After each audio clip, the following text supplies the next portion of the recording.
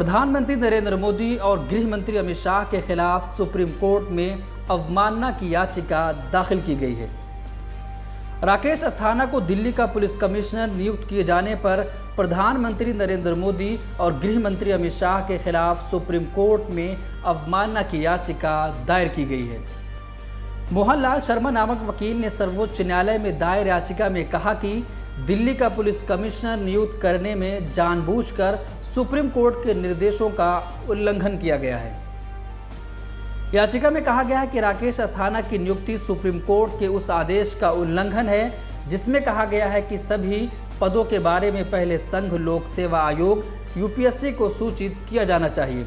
इसमें यह भी कहा गया है कि 6 महीने से कम नौकरी के दिन बचे होने की स्थिति में किसी भी अधिकारी को डीजीपी नहीं बनाया जाना चाहिए, लेकिन उसके बावजूद राकेश अस्थाना को दिल्ली का पुलिस कमिश्नर बनाया गया है।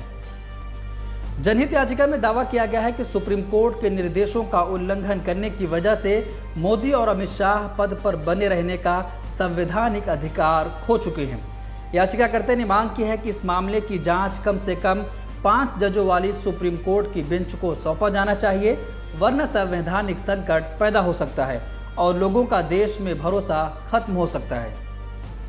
आपको बता दें कि इस नियुक्ति के ठीक पहले राकेश अस्थाना बीएसएफ के महानिदेशक पद की जिम्मेदारी संभाल रहे थे। वे 1984 बैच के गुजरात कैडर के आईपीएस अफसर हैं। 3 दिन बाद वो रिटायर होने वाले थे, लेकिन उससे पहले ही उन्हें ये अहम जिम्मेदारी दी गई है। अस्थाना सीबीआई प्रमुख की दौड़ में भी थे, लेकिन उनकी जगह सुबोध जायसवाल इस पद पर चुने गए थे। ब्यूरो रिपोर्ट, मिलत टाइम्स। मिलत टाइम्स को आपकी जरूरत है। हमारी आप माली मदद करें। हर महीने सिर्फ 100 रुपये और 1 साल के लिए एक साथ सिर्फ 1000 रुपये। रकम भेजने के लिए यहाँ दिए गए फोन पे, गूगल पे और पेटीएम नंबर का इस्तेमाल कर सकते हैं।